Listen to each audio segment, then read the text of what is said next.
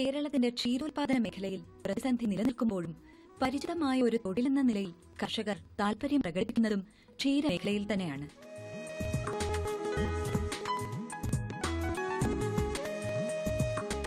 കേരളം ഇന്നും പാലിന്റെ കാര്യത്തിൽ സ്വയം പര്യാപ്തമായിട്ടില്ല. അന്യസംസ്ഥാനങ്ങളെ ആശ്രയിച്ച് ആവശ്യം നിറവേറ്റുന്ന നമുക്ക് സിനു ജോർജ് എന്ന വനിതാ കർഷകയുടെ ഈ സംരംഭത്തിന്റെ പ്രാധാന്യം ചെറുതായി കാണാൻ കഴിയില്ല.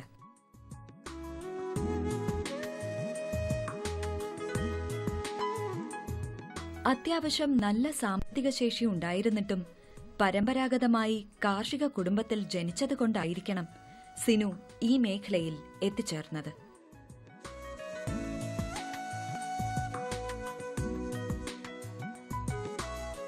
ഈ ചുരുങ്ങിയ കാലം കൊണ്ട് തന്നെ ഈ മേഖലയിൽ തന്റെ പ്രാഗൽഭ്യം തെളിയിക്കാനും ഇവർക്ക് സാധിച്ചു.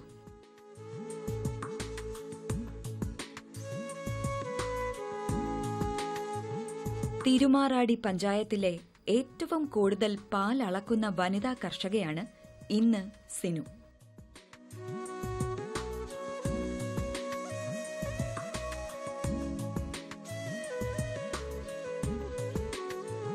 തന്റെ പ്രവർത്തന വിജയത്തിന്റെ അംഗീകാരമായി ഈ വർഷത്തെ എറണാകുളം ജില്ലാ അവാർഡും സിനു ജോർജിന് ലഭിക്കുകയുണ്ടായി.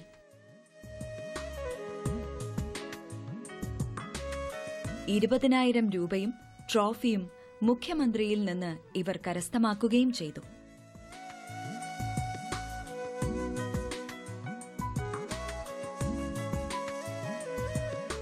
ഇപ്പോൾ ഇവിടെ സാമാന്യം വലിയ ഒരു തൊഴുത്ത് ശാസ്ത്രീയമായി തന്നെ നിർമ്മിച്ചിരിക്കുന്നു.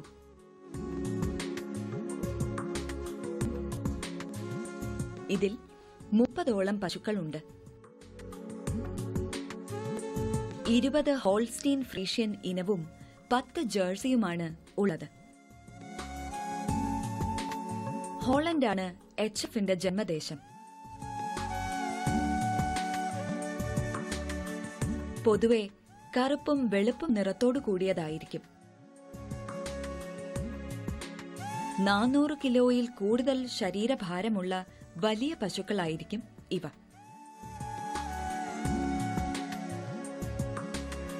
ശരാശരി ഒരു ദിവസം 25 ലിറ്റർ പാൽ ലഭിക്കുമെങ്കിലും കൊഴുപ്പിന്റെ അളവ് കുറവായിരിക്കും.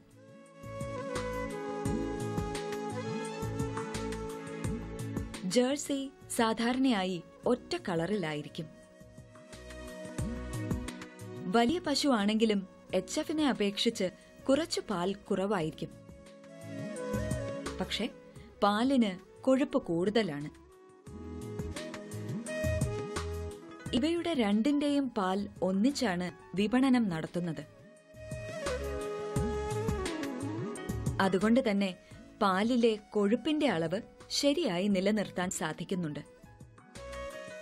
ഞാൻ സ്കൂളിൽ വർക്ക് ചെയ്യായിരുന്നു. അപ്പം കല്യാണം കഴിച്ച് വന്നു കഴിഞ്ഞപ്പോൾ കുട്ടികളുടെ കാര്യങ്ങൾ നോക്കാനും അമ്മ രോഗിയായ അമ്മയുടെ കാര്യങ്ങൾക്കൊക്കെ വേണ്ടിയിട്ട് നമുക്ക് ജോലി കണ്ടിന്യൂ ചെയ്യാൻ പറ്റാതെ വന്നു. അങ്ങനെയുള്ള സാഹചര്യത്തിൽ നമ്മുടെ മനസ്സിലെ എവിടെയോ ഒരു കൃഷി ചെയ്യണം, മണ്ണിനോടും പ്രകൃതിയോടും ഒക്കെ ഉള്ള ഒരു അറ്റാച്ച്മെൻറ്റ് നമുക്കുണ്ടായിരുന്നു. അപ്പോൾ അതൊക്കെ കഴിഞ്ഞ് കുട്ടികളൊക്കെ ഇപ്പോൾ വലുതായി. മൂത്ത മോള് മെഡിസിൻ പഠിക്കുന്നു, ഇളയാളെ +1 പഠിക്കുന്നു. അങ്ങനെ ഒരു സാഹചര്യത്തിലാണ് ഡയറി ഫാം തുടങ്ങുന്നതിനെക്കുറിച്ച് നമ്മൾ ചിന്തിച്ചത്. അപ്പോൾ ക്ഷീരവകുപ്പിൻ്റെ 10 പശുവിനുള്ളൊരു സ്കീമിൽ നമുക്ക് സബ്സിഡി കിട്ടുകയും അതൊരു നിമിത്തം പോലെ ഈ ഫീൽഡിലേക്ക് ഇറങ്ങി വരാനുള്ള ഒരു സാഹചര്യം ഒരുക്കുകയും ചെയ്തു. 10 പശുക്കളെ ആദ്യകാലത്ത് നമ്മൾ വാങ്ങിയ സമയത്ത് പല പ്രശ്നങ്ങളും ഉണ്ടായിട്ടുണ്ട്. ഏറ്റവും വലിയ പ്രശ്നം എന്ന് പറയുന്നത് പശുക്കളെ തിരഞ്ഞെടുക്കുന്നതിലുള്ള ബുദ്ധിമുട്ടുകളാണ്. അത് ഒരു വർഷം കൊണ്ട് നമുക്ക് അതിനെക്കുറിച്ചുള്ള ആ ഒരു കാഴ്ചപ്പാടൊക്കെ മാറി നല്ല ഇനം, അതായത് പ്രായം കുറഞ്ഞ പശുക്കളെ സെലക്ട് ചെയ്യാനും നല്ല ഈൽഡുള്ള കന്നുകാലികളെ നിലനിർത്താനും ഒക്കെ നമുക്ക് മനസ്സിലായി. പിന്നെ നമുക്ക് ഈ കാർഷിക മേഖലയിൽ മെയിനായിട്ട് നമുക്ക് പറ്റുന്ന ഒരു കാര്യം എന്ന് പറഞ്ഞു കഴിഞ്ഞാൽ തീറ്റയുടെ ചിലവാണ്. നമുക്ക് കിട്ടുന്ന വരുമാനത്തിൻ്റെ ഒരു 3/4 തന്നെ ഈ കാലിത്തീറ്റക്കാർക്ക് കൊടുക്കേണ്ട ഒരവസ്ഥ വരികയാണ്. അപ്പോൾ അങ്ങനെ വന്ന സാഹചര്യത്തിലാണ് ഈ പശുവിൻ്റെ തീറ്റയുടെ ചിലവ് മാക്സിമം കുറച്ച് എങ്ങനെ ഇത് മുന്നോട്ട് പോകാമെന്ന് ചിന്തിച്ചു. ആ അവസരത്തിലാണ് നമ്മൾ പുല്ല് വെച്ച് പിടിപ്പിക്കുക. CO3 ഇനത്തിൽ മുന്തിയ ഇനം CO3 പുല്ല് 2.5 ഏക്കർ വെച്ച് പിടിപ്പിക്കുകയും ഇപ്പോൾ നമ്മുടെ ഫാമിലെ പശുക്കൾക്ക് ആവശ്യമുള്ള മൊത്തം പുല്ല് നമ്മുടെ ഇവിടെ തന്നെ കൃഷി ചെയ്യാൻ പറ്റുന്നുണ്ട്. അടുത്തുള്ള മൃഗഡോക്ടറുടെ നിർദ്ദേശമനുസരിച്ചാണ് തൊഴുത്ത് നിർമ്മിച്ചിട്ടുള്ളത്. പശുക്കളെ തിരഞ്ഞെടുക്കുന്നതിനും ഡോക്ടറുടെ സേവനം ലഭ്യമാക്കാറുണ്ട്. ഉൽപാദനക്ഷമതയ്ക്കും രോഗനിയന്ത്രണത്തിനും ശാസ്ത്രീയമായ കാലിത്തൊഴുത്ത് ആവശ്യമാണ്. ഉയർന്ന മേൽക്കൂരയും കാറ്റും വെളിച്ചവും കിട്ടുന്നതുമായിരിക്കണം തൊഴുത്ത്.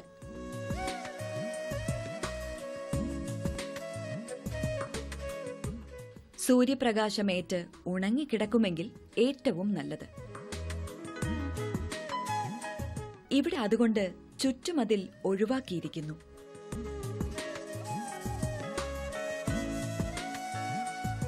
പശുക്കൾക്ക് കാറ്റുകൊള്ളാനായി ഫാനും പാട്ടു കേൾക്കാനായി ഒരു ട്രാൻസിസ്റ്ററും സ്ഥാപിച്ചിരിക്കുന്നു. അതിലൂടെ പകൽ സമയങ്ങളിൽ പാട്ട് കേൾപ്പിച്ചുകൊണ്ടിരിക്കും.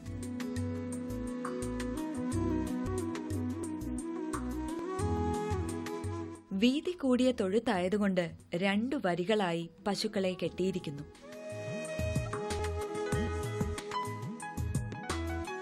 തൊഴുത്തിന്റെ മുൻവശത്തായി 2 അടി വീതിയിൽ പുൽത്തൊട്ടി നിർമ്മിച്ചിരിക്കുന്നു.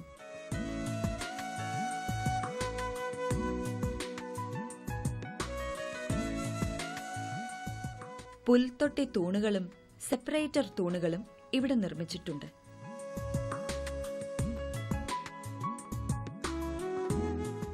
മുഴുവൻ സമയവും ശുദ്ധജല ലഭ്യത ഉറപ്പാക്കിയിരിക്കുന്നു. അതിനായി ഇവിടെ ഓട്ടോമാറ്റിക് വാട്ടറർ നിർമ്മിച്ചിട്ടുണ്ട്. പശു നിൽക്കുന്ന ഇടം പുറകോട്ട് 5.5 അടി കഴിഞ്ഞ് 1/2 അടി താഴ്ത്തി ചാണകം താൽക്കാലികമായി സംഭരിക്കുന്നതിനു വേണ്ടിയുള്ള സംവിധാനവും ഒരുക്കിയിട്ടുണ്ട്.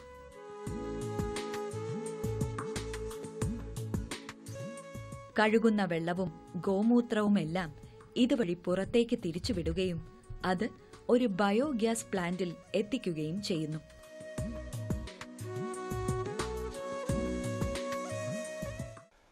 ഒരു പശുഫാമിനെ സംബന്ധിച്ച് പറയുകയാണെങ്കിൽ എത്ര അടിസ്ഥാന സൗകര്യങ്ങൾ നമ്മൾ ഉണ്ടാക്കിയാലും അതിനെ മുഴുവൻ സപ്പോർട്ട് ചെയ്യേണ്ടത്, അതിൻ്റെ ബാധ്യത മുഴുവൻ തോളിലേറ്റേണ്ടത് ഈ ഉൽപ്പാദനം നമുക്ക് നൽകുന്ന പശുക്കളാണ്. അതിൻ്റെ സിലക്ഷൻ തെറ്റിപ്പോയാൽ എല്ലാ പരിപാടികളും അവതാളത്തിലാവും. അതുകൊണ്ട് തന്നെ ഇതിന് ഇറങ്ങിത്തിരിക്കുന്നവർ കഴിയുന്നത്ര സാങ്കേതികത കൈവരിക്കുന്നതിനു വേണ്ടി, അറിവ് കൈവരിക്കുന്നതിനു വേണ്ടി ലഭിക്കാവുന്ന പരിശീലന പരിപാടികളിൽ മുഴുവൻ പങ്കെടുക്കുന്നത് വളരെ നല്ലതായിരിക്കും എന്നെനിക്ക് ഒരു അഭിപ്രായമുണ്ട്. രണ്ടാമത്തെ ഏറ്റവും വലിയ ചെലവ് തീറ്റ ചെലവാണ്. നെൽകൃഷി അന്യം നിന്ന് പോവുകയോ അല്ലെങ്കിൽ കുറഞ്ഞു പോവുകയോ ഒക്കെ ചെയ്ത സമയത്ത്, അതുപോലെ തന്നെ മറ്റ് കൃഷികളിൽ നിന്ന് ലഭിക്കുന്ന ഉപോൽപ്പന്നങ്ങളുടെ ലഭ്യതക്കുറവ്, ഇതൊക്കെ വെച്ച് നോക്കുമ്പോൾ ഫോഡർ കൾട്ടിവേഷൻ ഉണ്ടെങ്കിൽ മാത്രമേ നമുക്കിത് വിജയകരമായി മുമ്പോട്ട് കൊണ്ടുപോകാൻ സാധിക്കുകയുള്ളൂ. ഈ ഫാമിൻ്റെ ഉടമസ്ഥയെ സംബന്ധിച്ചിടത്തോളം വളരെ നല്ല രീതിയിലുള്ളൊരു ഫോഡർ കൾട്ടിവേഷൻ ചെയ്തിട്ടുണ്ട്. അതിൽ നിന്ന് നല്ല രീതിയിൽ ഈ ഫാമിന് ആവശ്യമായ പുല്ല് ഉൽപ്പാദിപ്പിക്കുവാൻ ഇപ്പോൾ തന്നെ സാധിക്കുന്നുണ്ട്. അതുകൊണ്ട് തന്നെ ആ തരത്തിലുള്ള തീറ്റ ചെലവിലും ഒരുപാട് കുറവ് നമുക്ക് വരുത്തുവാനായിട്ട് സാധിച്ചു. മൂന്നാമത്തെ പ്രധാന പ്രശ്നം എന്ന് പറയുന്നത് രോഗപ്രതിരോധ മാർഗങ്ങളാണ്. ഈ ഫാമിനെ സംബന്ധിച്ച് പറയുകയാണെങ്കിൽ പകർച്ചവ്യാധികൾക്കെതിരെയുള്ള ഏത് പ്രതിരോധ കുത്തിവയ്പ്പിനും യാതൊരു വിമുഖതയും കാണിക്കാറില്ല. നമ്മളെല്ലാ പ്രതിരോധ കുത്തിവയ്പ്പുകളും ഈ പശുക്കൾക്ക് മുഴുവൻ തന്നെ എടുക്കുന്നുണ്ട്. നാലാമത് ചെയ്യാവുന്ന ഒരു കാര്യം, ഒരു സംരംഭക എന്നുള്ള നിലയിൽ ചെയ്യാവുന്ന കാര്യം, ഇതിനൊക്കെ ഈ മുതൽ മുടക്കിനുള്ള ഇൻഷുറൻസിൻ്റെ സൗകര്യം ഇന്ന് സർക്കാർ ചെയ്യുന്നുണ്ട്. പക്ഷേ കർഷകരത് ഉപയോഗപ്പെടുത്തുന്നത് വളരെ കുറവാണ് എന്നുള്ളൊരു അഭിപ്രായമാണ് എനിക്കുള്ളത്. നാര് കൂടുതലായി അടങ്ങിയിരിക്കുന്ന പച്ച പുല്ല് തന്നെയാണ് ഇവിടെ പ്രധാന തീറ്റയായി നൽകുന്നത്. കൂടാതെ മാംസ്യാഹാരത്തിനായി കാലിത്തീറ്റയും 2 നേരം വീതം നൽകുന്നുണ്ട്. പാലിന്റെ ലഭ്യത അനുസരിച്ച് ലിറ്ററിന് 1/2 കിലോ കാലിത്തീറ്റ എന്ന കണക്കിലാണ് പശുക്കൾക്ക് നൽകുന്നത്. പ്രത്യേകം പാത്രങ്ങളിൽ കാലിത്തീറ്റയിട്ട് കുറച്ചു വെള്ളവും ഒഴിച്ച് കറവ കഴിഞ്ഞ് പശുക്കൾക്ക് കൊടുക്കുകയാണ് ചെയ്യുന്നത്.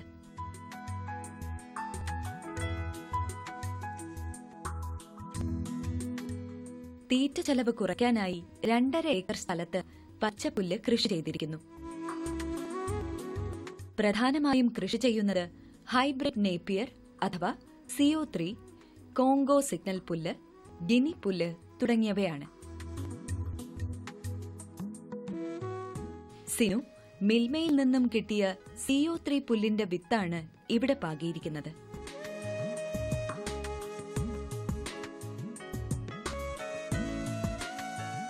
ദ്രുതഗതിയിലുള്ള വളർച്ച, മാംസളമായ തണ്ടുകൾ, വീതി കൂടിയ ഇല, ഇവ ഇതിന്റെ പ്രത്യേകതകളാണ്. നല്ല വളവും വെള്ളവും ലഭിച്ചുകൊണ്ടിരുന്നാൽ ഒരു ചുവട്ടിൽ 50 മുതൽ 90 വരെ കടകളുണ്ടാകും. ഇവിടെ ബയോഗ്യാസിലെ സ്ലറിയും തൊഴുത്തു കഴുകുന്ന വെള്ളവും കുഴൽ വഴി ഇതിന്റെ ചുവട്ടിലെത്തിക്കുന്നു.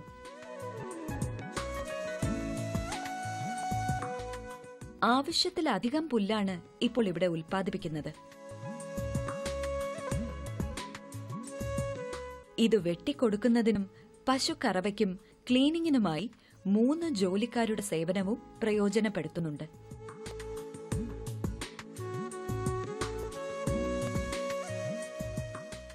പുല്ല് ചോപ്പ് കട്ടർ ഉപയോഗിച്ച് മുറിച്ചാണ് പശുക്കൾക്ക് നൽകുന്നത്.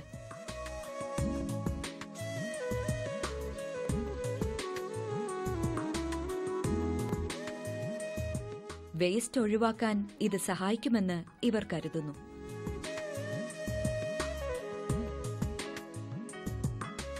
ഒരു പശുവിന് ഒരു ദിവസം ഏകദേശം 25 കിലോ പുല്ല് വീതം കൊടുക്കുന്നു. പച്ചപ്പുല്ലിൽ അടങ്ങിയിരിക്കുന്ന സെല്ലുലോസിനെ ദഹിപ്പിച്ച് പാലാക്കി മാറ്റുന്ന പ്രക്രിയയാണ് പശുക്കൾ ചെയ്യുന്നത്. ചെറുപ്പം മുതലേ ഒരു കൃഷിയോട് താല്പര്യമുള്ളൊരു വ്യക്തിയാണ്. സാധാരണ ഡയറി ഫാമുകൾ തുടങ്ങിയാൽ ഈ യുവ കർഷകർ ഒത്തിരി പേര് ഡയറി ഫാമുകൾ തുടങ്ങിയിട്ടുണ്ട്. പക്ഷേ എങ്കിലും അവരുടെ എന്തോ ബുദ്ധിമുട്ടുകളോ ലേബർ സ്കേഴ്സിറ്റിയോ ഒക്കെ ആയിട്ട് എല്ലാവരും നിർത്തിപ്പോവുകയാണ്. പക്ഷേ പുള്ളിക്കാരിയുടെ ആ ആത്മാർത്ഥതയും ആ ഒരു കൃഷിയോടുള്ള ഒരു പ്രതിബദ്ധതയും ഒക്കെയാണ് ഇത് നീണ്ടു പോകാനായിട്ട് താല്പര്യം. ഇപ്പം സർക്കാരിൽ നിന്നുള്ള ആനുകൂല്യങ്ങൾ ഈ പറഞ്ഞ നമ്മൾ അങ്ങോട്ട് പറഞ്ഞ് ചോദിച്ചു കൊടുക്കാറാണ്. ബയോഗ്യാസ് ഈ പറഞ്ഞ എന്നൊരു ദിവസം ഞാനിവിടെ വന്നപ്പോൾ ഇഷ്ടംപോലെ ചാണകനുള്ളതുകൊണ്ട് ബയോഗ്യാസ് ഒരെണ്ണം ഉണ്ടാക്കാനും അതിൻ്റെ സബ്സിഡി ആണ് കൊടുക്കാനായിട്ട് ഒരു സാഹചര്യം ഉണ്ടായിട്ടുണ്ട്. അതുപോലെ തന്നെ വീഡ് കട്ടർ, പുല്ല് വെട്ടാനുള്ള മെഷീൻ, പിന്നെ ഈ പറഞ്ഞ മീൻ വളർത്താനുള്ള ഒരു മീൻ പോണ്ട് തന്നെ ഉണ്ടാക്കാനുള്ള ഒരു SHMൻ്റെ സ്കീമിൽ ചെയ്തു കൊടുത്തിട്ടുണ്ട്.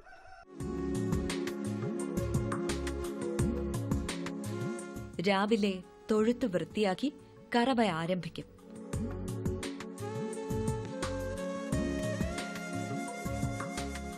ഇപ്പോൾ 18 പശുക്കൾക്കാണ് കറവയുള്ളത്.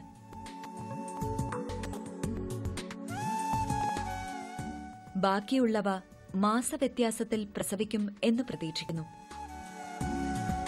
തിരുമാറാടി ഗ്രാമപഞ്ചായത്തിനെ പറ്റി പറയുകയാണെങ്കിൽ ക്ഷീരമേഖലയ്ക്കും അതുപോലെ കാർഷിക മേഖലയ്ക്കൊക്കെ വളരെ പ്രാധാന്യം നൽകുന്ന ഒരു പഞ്ചായത്താണ്. ഈ പ്രദേശം എന്ന് പറയുന്നത് കുട്ടനാട് പോലെയുള്ള ഒരു നെല്ലിൻ്റെ കലവറ എന്നറിയപ്പെടുന്ന ഒരു പ്രദേശം കൂടിയാണ്.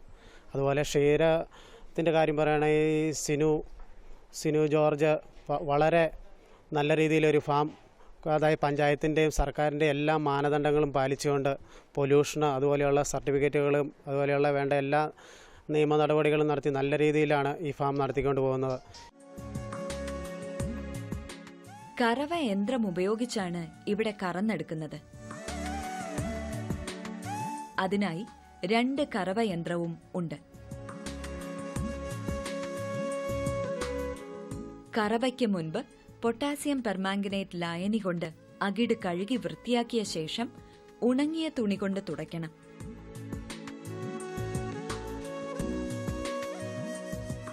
അതിനുശേഷം കറവയന്ത്രം ഘടിപ്പിക്കുന്നു.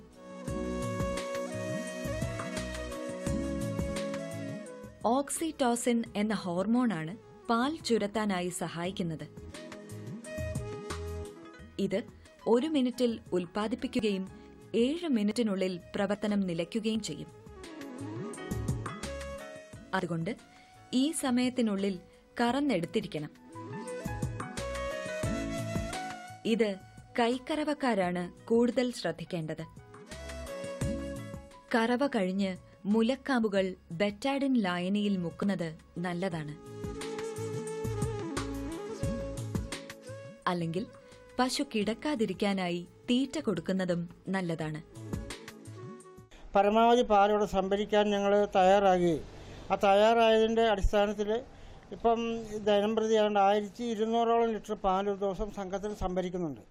ഈ 1200 ലിറ്റർ പാൽ സംഭരിക്കുമ്പം ശരാശരി കർഷകർക്ക് നമ്മൾ 29 രൂപ 30 രൂപയുടെ റേഞ്ചിൽ നമ്മൾ വില കൊടുക്കുകയും ഇത് കൂടാതെ സംഘത്തിൽ നിന്ന് 1 ലിറ്റർ സംഘത്തിൻ്റെ പ്രവർത്തന ലാഭത്തിൽ നിന്ന് കിട്ടുന്ന ഫണ്ടിൽ നിന്ന് 1 ലിറ്റർ പാലിന് കഴിഞ്ഞ വർഷം 4 രൂപ വെച്ച് കൊടുത്തു. ഈ വർഷം അതിൽ കൂടുതൽ കൊടുക്കാൻ പറ്റും എന്നുള്ളതാണ് എൻ്റെ പ്രതീക്ഷ. അതുപോലെ തന്നെ സംഘത്തിൻ്റെ ബോണസ്, ഒരു വർഷം പ്രവർത്തന ലാഭത്തിൻ്റെ ബോണസ് ഈ കഴിഞ്ഞ വർഷം ഏതാണ്ട് 3 ലക്ഷം രൂപയോളം അത് തന്നെ വിതരണം ചെയ്യാൻ സാധിച്ചു. അങ്ങനെ ഏതാണ്ട് 10,75,000 രൂപ ഈ കഴിഞ്ഞ സെപ്റ്റംബർ മാസം നടന്ന ഓണത്തിന് നമുക്ക് ഇവിടെ വിതരണ കൃഷിക്കാർക്ക് ചെയ്യാൻ പറ്റി. കറന്ന പാൽ തോർത്തോ അരിപ്പയോ ഉപയോഗിച്ച് അരിച്ചെടുക്കണം. പോഷകസമൃദ്ധമായ പശുവിൻ പാലിൽ കുറഞ്ഞത് 3.5% കൊഴുപ്പും 8.5% ഖരപദാർത്ഥങ്ങളും ബാക്കി 88% ജലവുമാണ്. എന്നാലും സൂക്ഷ്മാണുക്കളുടെ വളർച്ചയ്ക്ക് അനുയോജ്യമായ ഒരു മാധ്യമവുമാണ് പാൽ. അതുകൊണ്ടാണ് കറന്ന് 2 മണിക്കൂറിൽ കൂടുതൽ പച്ചപ്പാലായി സൂക്ഷിക്കരുത് എന്ന് പറയുന്നത്.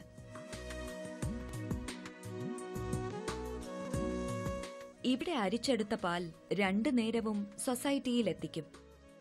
കാലത്ത് 130 ലിറ്ററും ഉച്ചയ്ക്ക് ശേഷം 80 ലിറ്ററും പാൽ കച്ചവടം ചെയ്യാറുണ്ട്.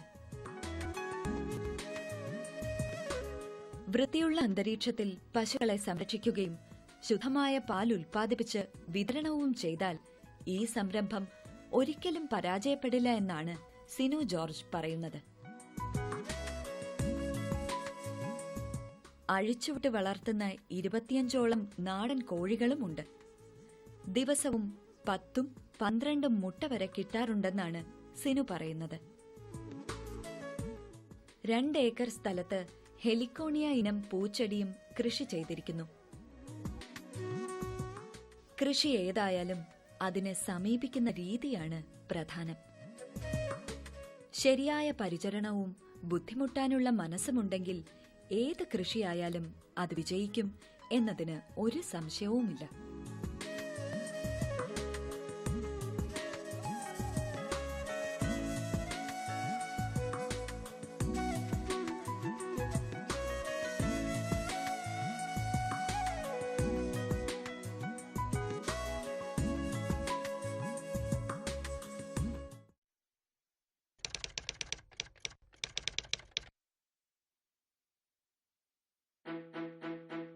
നന്നായി ബാറ്റ് ചെയ്യുമ്പോൾ റൺഔട്ട് ആകേണ്ടി വരുന്നത് എന്തൊരു കഷ്ടമാണ്. നിങ്ങളുടെ സ്വന്തം തെറ്റുകൊണ്ടോ പങ്കാളിയുടെ പിഴവ് കൊണ്ടോ ആകാം ഇത് സംഭവിക്കുക.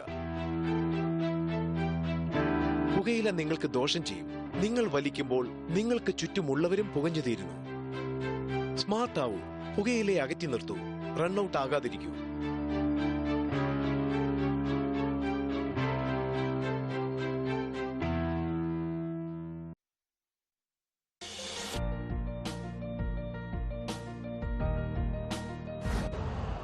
यूरिया का स्वदेशी उत्पादन 17 लाख टन बढ़ाने के लिए 6 उर्वरक संयंत्रों का उद्धार किया जा रहा है। FCIL के गोरखपुर, सिंदरी, तलचर और रामागुंडम संयंत्र, HFCL की बरौनी इकाई और BVFCL की नामरू फोर्थ। सोने पर सुहागा ये है कि देश में अब बनेगा सिर्फ नीम लेपित यूरिया, क्योंकि इससे होगा किसानों का फायदा ही फायदा। अनाज का उत्पादन 10% तक बढ़ेगा। बढ़ेगी 10 से 15% नाइट्रोजन क्षमता।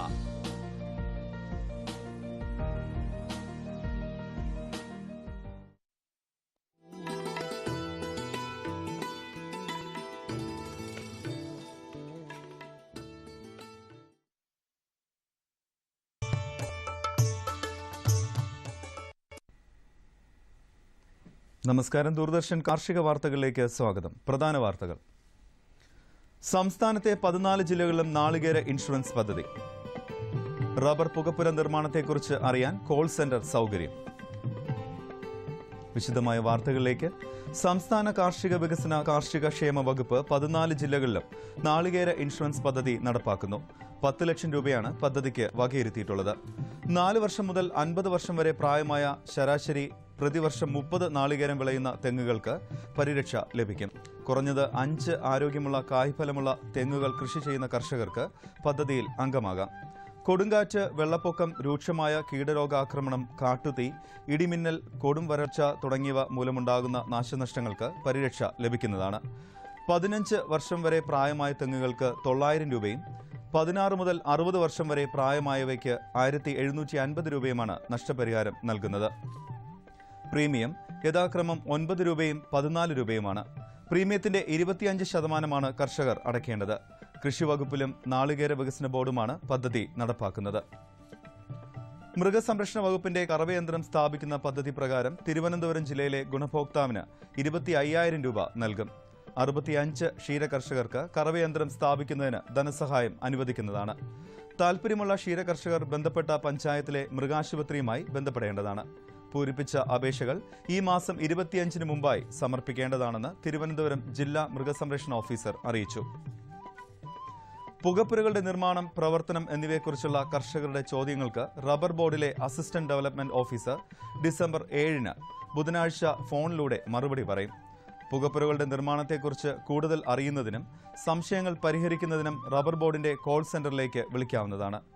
ഫോൺ നമ്പർ 04812576 കോട്ടയം ജില്ലയിലെ തലയോലപ്പറമ്പ് മൃഗസംരക്ഷണ പരിശീലന കേന്ദ്രത്തിൽ നവംബർ 22, 23, 24 തീയതികളിൽ വ്യാവസായിക അടിസ്ഥാനത്തിൽ പശു വളർത്തലിൽ സൗജന്യ പരിശീലനം നൽകുന്നു. കൂടുതൽ വിവരങ്ങൾക്ക് ബന്ധപ്പെടാവുന്ന ഫോൺ നമ്പർ 04829234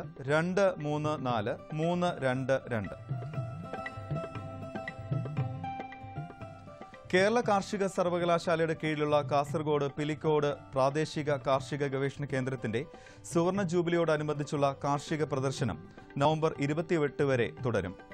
പിലിക്കോട് പ്രാദേശിക കാർഷിക ഗവേഷണ കേന്ദ്രത്തിലാണ് പ്രദർശനം സംഘടിപ്പിച്ചിട്ടുള്ളത്. വെറ്റിനറി സർവകലാശാലയുടെ വിപണന കേന്ദ്രം തൃശൂർ ജില്ലയിലെ മണ്ണുത്തിയിൽ നവംബർ 28-ന് ആരംഭിക്കും. സ്റ്റാർട്ടപ്പ് പദ്ധതിയിൽ ഉൽപ്പാദിപ്പിക്കുന്ന സേഫ് ടു ഈറ്റ് കാർഷിക ഉൽപ്പന്നങ്ങൾ ഇതിലൂടെ ഉപഭോക്താക്കൾക്ക് ലഭിക്കും. കോട്ടയം സോഷ്യൽ സർവീസ് സൊസൈറ്റിയുടെ നേതൃത്വത്തിൽ 19ാമത് ചൈതന്യ കാർഷിക മേള ഈ മാസം 23 മുതൽ 27 വരെ കോട്ടയം തെള്ളകത്ത് സംഘടിപ്പിക്കുന്നു. ഇനി കമ്പോള നിലവാരം. വെളിച്ചെണ്ണ കൊച്ചി ക്വിന്റലിന് 9,900 രൂപ, കോഴിക്കോട് 10,700, തൃശൂർ 9,800. കൊപ്ര കൊച്ചി 6,685, കോഴിക്കോട് 6,800, തൃശൂർ 6,655. കുരുമുളക് അൺഗാർബിൾഡ് 65,300, ഗാർബിൾഡ് 68,300. ചുക്ക് മീഡിയം 12,500, ബെസ്റ്റ് 14,000 രൂപ. മഞ്ഞൾ സേലം 9,400 രൂപ, ഈറോഡിൽ 9,600. കൊച്ചി റബ്ബർ RSS 5ാം ഗ്രേഡ് 12,500 രൂപ, rubber RSS 4ാം grade 12,700. Kottayam rubber RSS 5ാം grade 12,500, rubber RSS 4ാം grade 12,800 രൂപ. കമ്പോള നിലവാരം കൊച്ചിയിൽ. വെളിച്ചെണ്ണ ക്വിന്റലിന് 9,900 രൂപ, കൊപ്ര 6,685, പിണ്ണാക്ക് എക്സ്പെല്ല 2,000 രൂപ, റോട്ടറി 2,300 രൂപ. കുരുമുളക് അൺഗാർബിൾഡ് 65,300, ഗാർബിൾഡ് 68,300. ചുക്ക് മീഡിയം 12,500, ബെസ്റ്റ് 14,000 രൂപ. മഞ്ഞൾ നാടൻ 11,500 രൂപ. അടയ്ക്ക പുതിയത് 18,000 രൂപ മുതൽ 19,000 രൂപ വരെ. ജാതിക്ക തൊണ്ടൻ കിലോഗ്രാമിന് 200 രൂപ മുതൽ 220 രൂപ വരെ. ജാതിക്ക തൊണ്ടില്ലാത്തത് 400 മുതൽ 425 വരെ. ജാതിപത്രി 600 മുതൽ 850 വരെ. ഗ്രാമ്പു 750 രൂപ. റബ്ബർ RSS 5ാം ഗ്രേഡ് 12,500 രൂപ, റബ്ബർ RSS 4ാം ഗ്രേഡ് 12,700. ഒട്ടുപാൽ 8,500 രൂപ, ലാറ്റക്സ് 8,000 രൂപ. കാലാവസ്ഥ. കണ്ണൂർ കൂടിയ താപനില 33.2 ഡിഗ്രി സെൽഷ്യസ്, കുറഞ്ഞ താപനില 24 ഡിഗ്രി സെൽഷ്യസ്. കോഴിക്കോട് 34.2, 25.1. കൊച്ചി 31.8, 24.4. ആലപ്പുഴ 30.6, 24.2. പുനലൂർ 29.4, 21.6. തിരുവനന്തപുരം കൂടിയ താപനില 28.5 ഡിഗ്രി സെൽഷ്യസ്, കുറഞ്ഞ താപനില 23.6 ഡിഗ്രി സെൽഷ്യസ്. ഇന്നത്തെ കാർഷിക വാർത്തകൾ സമാപിക്കുന്നു. നമസ്കാരം.